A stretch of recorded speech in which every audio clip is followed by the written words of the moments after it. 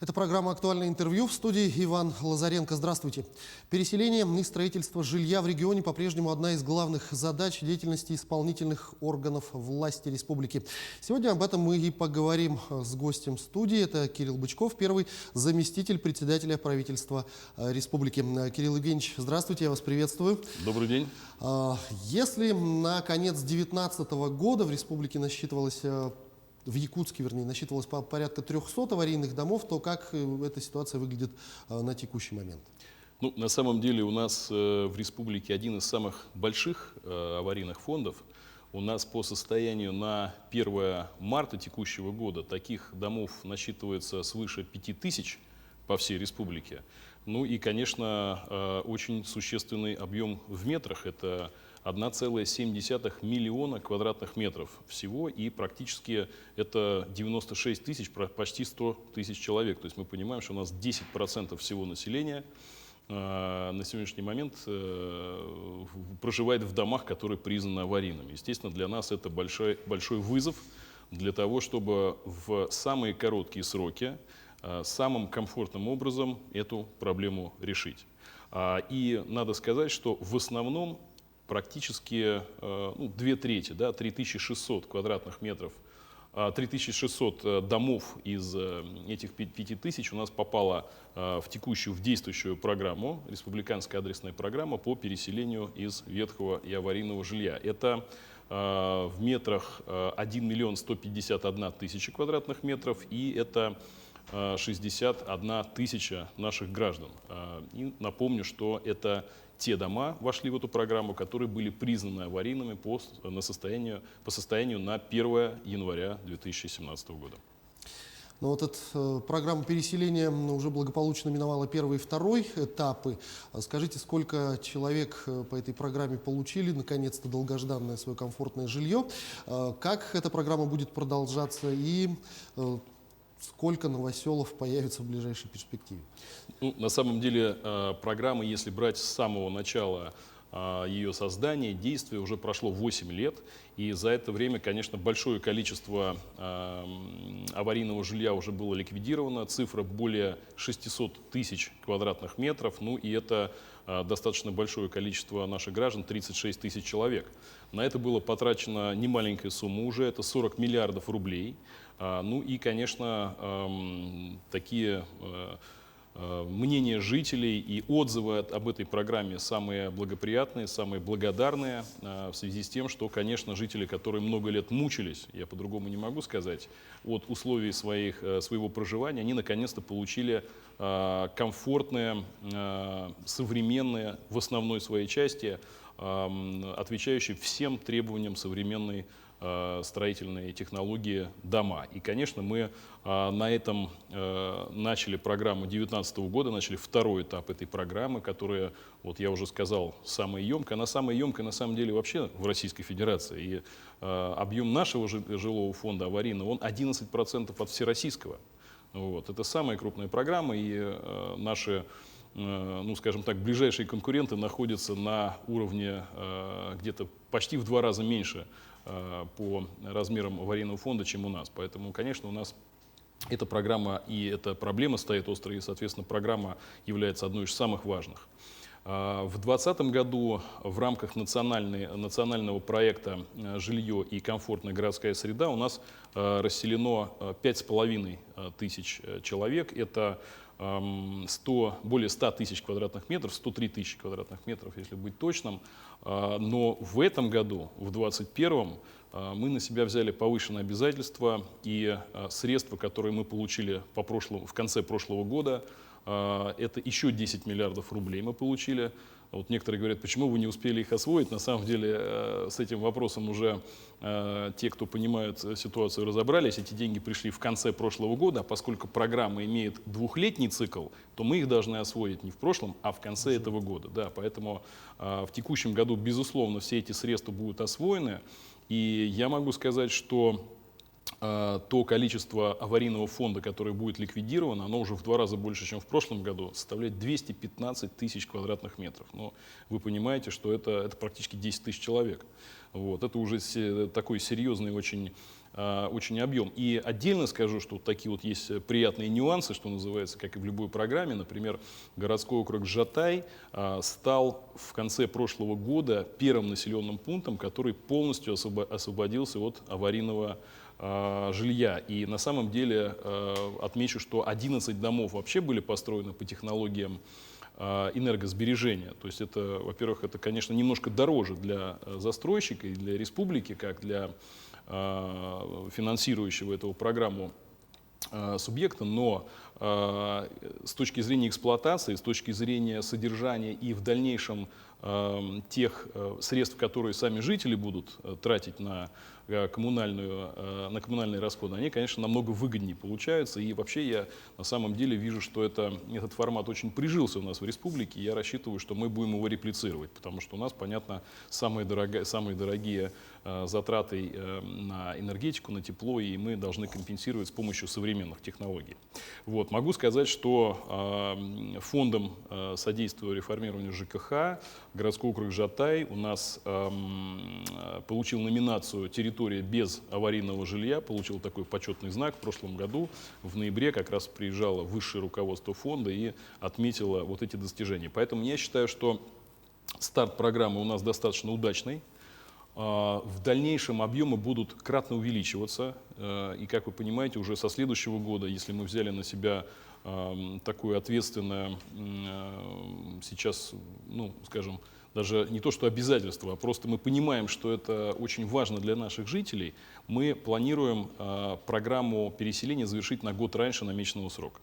Вот. Я надеюсь, что и участники строительного комплекса, и застройщики, и главы, безусловно, наших муниципальных образований, которые принимают самое непосредственное участие в данной программе, они всячески выстроят работу таким образом, чтобы нам все вместе выдержать эти сроки. И, конечно, здесь очень много зависеть будет от командной работы и нас, правительства республики, и муниципальных лидеров и руководителей. Действительно, когда было объявлено о старте этой программы, прозвучали беспрецедентные просто для региона цифры, там, более 60 миллиардов рублей, там, миллионы квадратных метров для переселения. Это, конечно, было очень здорово, но, тем не менее, кроме этой программы, какие еще региональные и федеральные программы сейчас работают и направлены на обеспечение жильем граждан? Ну, у нас в настоящий момент реализуются программы для 10 льготных категорий граждан. Это в цифрах в 2020 году мы 1200 гражданам по таким льготным категориям обеспечили жильем. Это достаточно тоже серьезное добавление в нашу жилищную политику, такой хороший вклад. В настоящее время у нас 7 направлений федеральной программы реализуется. Это и обеспечение жильем молодых семей, это обеспечение жильем ветеранов Великой Отечественной войны, ветеранов боевых действий, инвалидов и семей, имеющих детей-инвалидов, детей-сирот, граждан, переселяемых из районов Крайнего Севера. Это все программы, которые у нас продолжают свою реализацию и являются не менее важными для нас. Вот. Также скажу, что у нас есть 3 мероприятия программы нашей республиканской. Это обеспечение жильем многодетных семей 5 и более детей, это обеспечение одной у нас пока семьи 10 и более детей, и социальные выплаты для приобретения жилья педагогическим работникам и медицинским работникам, которые у нас выехали в арктические северные труднодоступные районы. Я считаю, что концентрация вот именно на этих социальных программах, которые дополняют уже весь спектр нашей специальной такой жилищной политики, они позволят, конечно, как можно большему количеству наших жителей, используя федеральные инструменты и федеральное финансирование, сегодня выполнить программу. Но опять же скажу, что это в целом все в рамках национального проекта. Это те механизмы, которые по указам президента Российской Федерации были приняты, внедрены во всех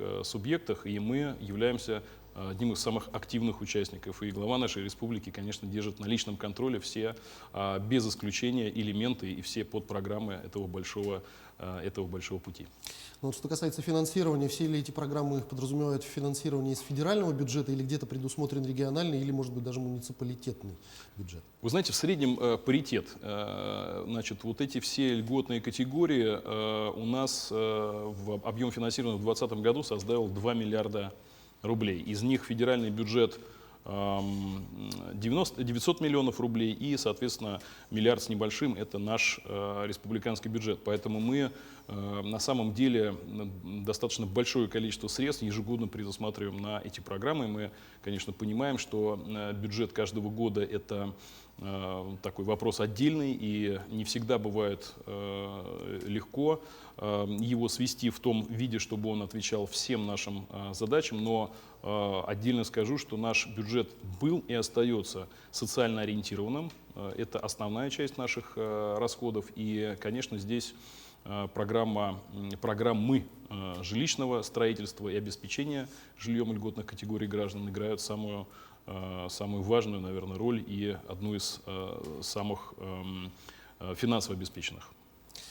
Никак не могу не спросить, естественно, о росте цен, потому что в последнее время зафиксирован, по-моему, по сравнению с январем прошлого года на новостройке 30% рост стоимости квадратного метра жилья, но это как следствие появления льготных ипотек, и 6,5% и 2% дальневосточные ипотеки. За новостройками и вторичка подтянулась, цены тоже потихоньку, но растут. Как умерить все-таки аппетиты застройщиков, есть ли какие-то действенные инструменты, потому что, беда. Ну, я хотел бы сказать, что, конечно, любой механизм, любой плюс обязательно имеет обратную сторону, как у любой медали. Здесь могу отметить из положительных моментов то, что у нас не самый высокий рост стоимости квадратного метра на Дальнем Востоке, но у всех регионов, конечно, произошло повышение. Почему? Такой важный, действенный, удобный и очень правильный, безусловно, механизм, как дешевая ипотека, она спровоцировала повышенный спрос. Спрос, естественно, в моменте тем предложением, которое есть на рынке, он не может быть в достаточной степени наполнен. И те квартиры, которые были на первичном рынке, они буквально сразу возник повышенный спрос, на них буквально разлетелись, и те квартиры, которые на сегодняшний момент, то жилье, которое строят застройщики, также уже фактически строятся под кого-то, потому что многие получили возможность решить свой жилищный вопрос в быстрые сроки и достаточно недорого. Что нам следует здесь сделать? Безусловно, сдерживание административными рычагами рыночных таких категорий, как цена, это уже получается не рыночная экономика. Поэтому, безусловно, мы делать этого не будем. Тем более, что застройщики наши, они находятся тоже не в самой простой ситуации. Во-первых, это проектное финансирование. Это те законы, которые были приняты для того, чтобы строить с привлечением средств дольщиков только по эскроу-счетам. То есть, по сути, застройщик может пользоваться суммой только в конце срока, а все это время он на заемное банковское финансирование осуществляет строительную деятельность. Поэтому, конечно, для него это несколько усложняет его хозяйственную деятельность, но это и удорожает стоимость квадратного метра. Это первое. Второе, как известно, сейчас достаточно в большой степени подросли в стоимости строительные материалы. Это связано и с удорожанием металла, и с другими вопросами, которые на сегодняшний момент также мы мониторим и стараемся путем оптимизации логистических транспортных цепочек снивелировать и все-таки этот рост придержать.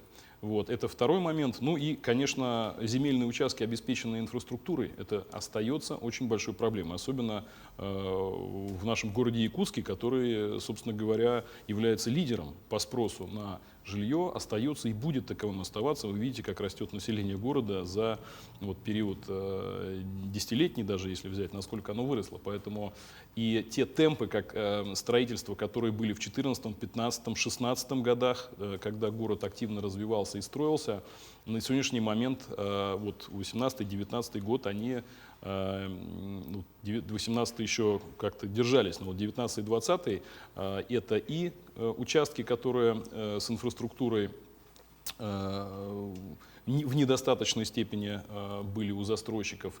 И это и достаточно большие затраты на подведение таковой инфраструктуры на новые земельные участки. Ну и, конечно, не в плюс нам сыграла так называемая вот 7-я подзона, которая у нас при аэропортовой территории. То есть эти все факторы как бы вот одномоментно сложились не в пользу застройщиков, и здесь, естественно, это нельзя не учитывать, когда мы говорим о том, что у них растут аппетиты. На самом деле аппетиты привязаны в основном к действительности. Что мы для этого должны сделать? Мы для этого должны массированно и очень активно стимулировать жилищное строительство. Какие мы для этого делаем мероприятия? Во-первых, это подведение инфраструктуры к земельным участкам. Мы обратились с заявками в ряд федеральных программ, где мы запросили средства на подведение вот этой инфраструктуры. Это, конечно, будет существенно влиять на себестоимость застройщиком, себестоимость квадратного метра у застройщика и, конечно, в конечном итоге скажется на продажной цене. Второй момент – это предоставление земельных участков в рамках нового законодательства. У нас в конце прошлого года были приняты новеллы законодательства, которые, например, позволяют использовать такой механизм, как комплексное развитие территории. Это очень действенный механизм, который позволяет, во-первых, и государству участвовать в этом процессе, в том числе финансово, в том числе расселяя какие-то кварталы, где будет производиться комплексная застройка, это подводя коммуникации. То есть там целый перечень, целый куст таких юридических возможностей, которые позволяют очень быстро развивать территории. Раньше был механизм, и он сейчас действует, это ДРЗТ, это договор развития застроенных территорий. Вот новый режим, он добавляет к этому механизму очень много полезных инструментов, которые гораздо более эффективно дают возможность застройщику сразу в короткие сроки, во-первых, это значит более дешевые деньги у него получаются, ну и, естественно, решать проблемы не только за свой счет. Вот эти все механизмы, а наряду с тем, что мы еще и реализуем масштабные инвестиционные проекты с помощью нашего республиканского ипотечного агентства, такими 3 крупными проектами является застройка воинской части в городе Якутске. Его плановая мощность практически 350 тысяч квадратных метров, территория примерно 70 гектаров. То есть это, наверное, самая крупная строительная площадка города у нас сейчас будет. Во-вторых, это и не только Якутск, это еще и крупные города, где нам нужно большое количество аварийного фонда переселять. Это город Ленск, там тоже республиканское ипотечное агентство реализует масштабный проект по строительству более 100 тысяч квадратных метров жилья. Это очень тоже крупный проект. Ну и, конечно, Южная Якутия, которая у нас активно развивается в индустриальном плане. Нам это очень отрадно видеть, как город Нерюнгри опять из такого вот спада по количеству жителей опять начинает приобретать новых жителей. И число населения будет расти. Там мы тоже реализуем крупный проект «Квартал Р» для новых сотрудников крупных угольных компаний, ну и вообще в целом для расширения города. Поэтому вот эти механизмы нам позволят обеспечить предложение, которое, опять же, по тем же рыночным законам обязано снизить цену. Поэтому мы считаем, что мы на правильном сейчас пути находимся. Это непростая и не быстрая политика, конечно. Мы не можем завтра включить выключатель и начать строить квадратные метры как пирожки, но к этому мы идем, безусловно, и поддержка федерального центра есть, ну и, конечно, еще раз скажу, что для главы нашей республики Арсения Сергеевича Николаева это одна из основных, на самом деле, таких задач, вызовов, вот именно сейчас наполнить рынок доступным жильем. Кирилл Евгеньевич, я благодарю вас за эту беседу, спасибо, что ответили на наши вопросы, всего доброго. Спасибо. Это была программа «Актуальное интервью». Переселение из ветхого и аварийного жилья и строительство нового жилья в регионе. Об этом мы говорили сегодня с нашим гостем, первым заместителем председателя правительства республики Кириллом Бычковым. Берегите себя, обязательно носите маски и соблюдайте дистанцию в общественных местах. До встречи в эфире.